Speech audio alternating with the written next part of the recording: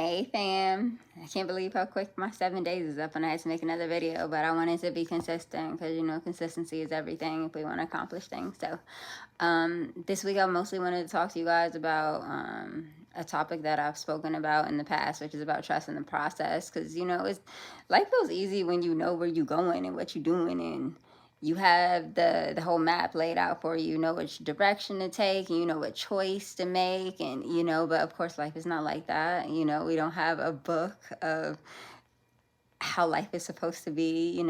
and that's when I feel like we really have to have so much faith in the process and in God or in source, or the universe, because uh, we're just a small component of the bigger picture. God is like a mad freaking genius. And the times when we don't see things or things don't feel like they're working out for us or they not going the way that we thought or wanted them to go, God is the one working behind the scenes, and he's the one that has everything figured out. And when we let him steer the ship, when we let him take the wheel of our life, when we trust that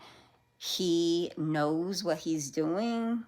despite what it looks like, that's when we make room in our lives for him to act on our behalf and show up in our lives when we need him the most. So I don't know if any of you guys in the collective are experiencing this at the moment, but I am finding myself really, really having to take faith in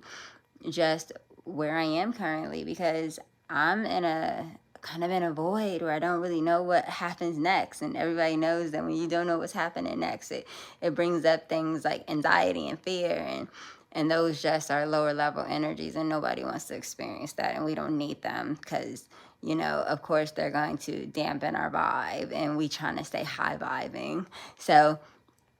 in these moments when we feel challenged the most, when we are not really knowing what tomorrow brings, I want to just encourage you guys to keep the faith and,